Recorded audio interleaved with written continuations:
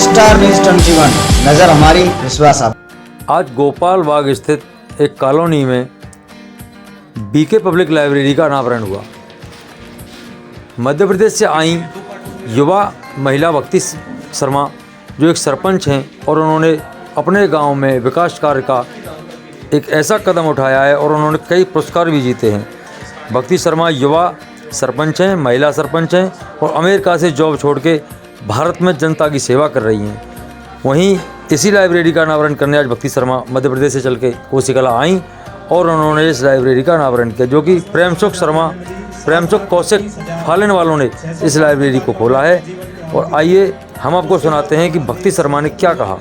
20 जनवरी के दिन यहाँ लाइब्रेरी के आप इनाग्रेशन में आए हैं। हाँ जी। क्या संदेश देना चाहते हैं? सबसे पहले तो आपको आपके चैनल के माध्यम से गणतंत्र दिवस की ढेर सारी बधाई एवं शुभकामनाएं। और जैसे ही गणतंत्र दिवस की बात होती है तब उस समय लगता है कि व्यक्ति का जो राष्ट्र भाव है, जो राष्ट्रभक्ति का उसका भाव है, वो सबसे उच्चतम स्थान पर होता है। और ये मेरे लिए बहुत सौभाग्य की बात है कि मैं कोसी में इस समय बैठी हुई हूँ यहाँ पे। हालांकि आई तो थी मैं भारतीय जनता पार्टी के प्रचार के लिए, मगर प्रेम सुख जी से मेरा पुराना परिचय है और जब मुझे पता चला कि एक लाइब्रेरी जैसा एक इनिशिएटिव इन्होंने शुरू करा है तो कहीं ना कहीं मेरे दिल में बहुत लालच था कि मैं आके एक बार इसे देखूं। और प्रेम सुख जो उनकी जो पूरी यहाँ पे पूरी टीम है, जो सहयोगी सुखबीर जी हैं और सब लोग, ये लोग एक इस किस्म के इनिशिएटिव के साथ आए हैं। ये अपने आप में एक बहुत बड़ी चीज़ है। सबसे बड़ा दान कोई होता है तो वो शिक्षा का दान होता है। और ऐसे हमारे देश के युवा हैं जो ये चाहते हैं कि जो इनसे नीचे की जनरेशन्स हैं वो कहीं ना कहीं शिक्षित हों, चाहे उसमें लड़कियाँ हों चाहे बच्चे हों।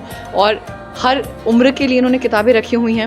मैं देख रही थी वेदांत दर्शन रखा हुआ है, योग रखा हुआ है, छोटे छोटे बच्चों के लिए पुस्तकें रखी हुई हैं, जिनको फिक्शन पढ़ना है उनके लिए हैं, जिनको स्टोरी टेलिंग्स में इंटरेस्ट है उनके लिए हैं।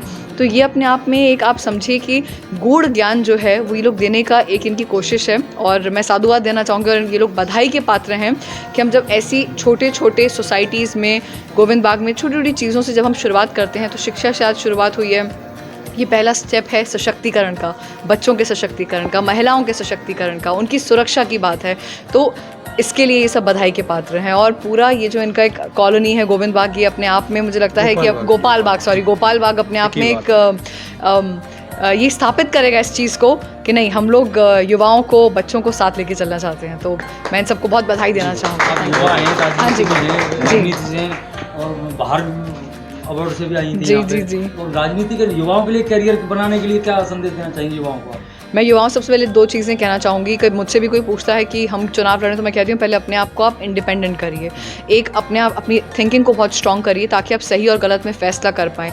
आपके सामने जब लोग आएँ, चाहे आप किसी भी भूमिका में हो, चाहे आप चुनाव लड़ने की भूमिका में हो, चाहे आप वोट देने की भूमिका में हो, आपके अंदर इतनी फीलिंग होनी चाहिए, आपको समझ में आए कि कौन जो है वो राष्ट्र हित की बात कर रहा है, कौन राष्ट्र विरोध की बात कर रहा है, कौन नक्सलवाद को बढ़ावा देना चाहता है, कौन कम्युनिस्ट को बढ़ावा देना चाहता है, या कौन इस चीज़ को बढ़ावा देना चाहता है कि हम अपने देश को विश्व गुरु स्थापित करना चाहते हैं। पहली चीज़ ये। दूसरी चीज़ ये, युवाओं को समझना पड़ेगा कि उनको फाइनेंशियली इंडिपेंडेंट होना पड़ेगा, क्योंकि हम आज देश का जो युवा है वो सेल्फलेसली काम करना चाहता है। वो कब कर पाएगा जब उसके अंदर कोई भ्रष्टाचार की भावना नहीं होगी। वो कब नहीं होगी जब वो परिवार से, उसको ये पता होगा कि मुझे अपनी 2 रोटी चलानी है, अपने परिवार के बारे में सोचना है। तो फाइनेंशियली इंडिपेंडेंट युवा जब होगा, उसके हृदय में एक संवेदनशीलता रहेगी कि मुझे देश के लिए कुछ करना है। जब वो तुष्टिकरण की भावना के साथ आगे नहीं बढ़ेगा तब वो आगे कुछ कर पाएगा।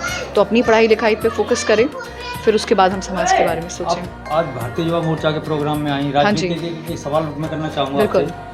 कांग्रेस की प्रियंका गांधी हैं जो वो लड़की है लड़ सकती होगा एक संदेश देती हैं। हाँ जी। उसी तरह से भाजपा में ऐसा कुछ मतलब महिलाओं के लिए खासकर संदेश आप क्या देना चाहेंगे? देखिए, मैं तो हमेशा कहती हूँ ये तो बहुत लड़की हूँ तो पढ़ सकती हूँ। जिस जगह मैं खड़ी हूँ आज ये बात कहती लड़की हूँ, पहले मैं पढ़ूंगी, मैं अपने आप को पढ़ूंगी, तब मैं आगे बढ़ूंगी, तब मुझे अपने राइट्स के बारे में पता होगा, तब मैं लूँगी। तो पहले आप लड़कियों को पढ़ाने की बात तो करो, जो बात सर्व शिक्षा अभियान के तहत मोदी जी करते हैं, पहले मैं उसकी बात करना चाहूँगी। मैं उसकी बात करना चाहूँगी करने से क्या यहाँ तो शिक्षा का स्तर इतना गिरा हुआ है। नहीं, उत्तर प्रदेश की बात करता हूँ मैडम, यहाँ पे महिलाओं के लिए कहीं कोई शिक्षा का कोई सरकार हो, देखिए, वो भाजपा की हो, सपा की हो, बसपा की, इतनी सरकारें आई हैं, इसलिए कुछ नहीं। आप बहुत जजमेंटल हो रहे हैं। मैं आप शायद आपने परसों ही देखा होगा कि हमारे माननीय अमित शाह जी, गृह मंत्री जी ने क्या बात विषय आगे रखा। उन्होंने कहा कि जिस तरीके से महिलाओं की सुरक्षा यहाँ बढ़ी है, जिस तरीके से 22.5% हुए हैं केसेस में गिरावट हुई है, जब डाउरी के, दहेज प्रथा के केसेस पे आपने देखा होगा कि लूट के केसेस में 69% गिरावट हुई।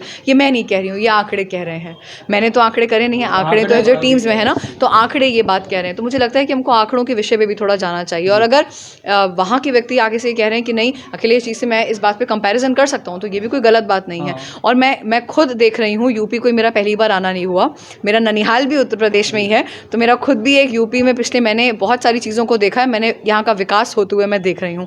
तो ये तो हम ये ना कहें कि महिलाओं की सुरक्षा की बात नहीं हो रही, सुरक्षा की बात हो रही है, तभी राष्ट्रीय कार्यकारिणी सदस्य जो है वो यहाँ पे पूरा समय बेटियों के लिए कोई संदेश नहीं, बेटियों के लिए सिर्फ ये संदेश कि बेटियों को सरकार तो करवा रही है ना, अब थोड़ा परिवार और समाज मिलकर जब आगे आएगा तो मुझे लगता है कि ये एक बड़ी चीज़ है। तो सरकार अपनी तरफ से चाहे सर्व शिक्षा अभियान हो, चाहे लैपटॉप्स देने की बात हो, चाहे उनको मोबाइल फ़ोन्स देने की बात हो, उनके एजुकेशन के खर्चे उठाने की बात हो, सरकार पूरा कर रही है। और अकेले ऐसा नहीं है कि किसी एक कैटेगरी के लिए कर रही है, पिछड़ा वर्ग के लिए भी कर रही है, अनुसूचित जाति जनजाति के लिए भी कर रही है, उनके लिए हॉस्टल्स में उनके लिए फ्री सिस्टम्स हैं। तो सिस्टम हर जगह पर है, थोड़ा समाज अगर मिलकर आएगा कि नहीं हमको महिलाओं को अपनी बेटियों को आगे बढ़ाना है, ये जो भूमिका जिधर आज मैं खड़ी हूँ ये एक नॉन पॉलिटिकल कार्यक्रम है, मगर उसके बावजूद मैं यहाँ आई क्यों? क्योंकि ये लोग समाज के लिए कुछ करना चाहते हैं। तो हमें ऐसे भाइयों की ज़रूरत है समाज में जो महिलाओं को, जो बेटियों को आगे बढ़ाएं, जो इनकी रीढ़ की हड्डी बने, जो उनको बताएं कि तुम आगे बढ़ो, हम तुम्हारे साथ हैं।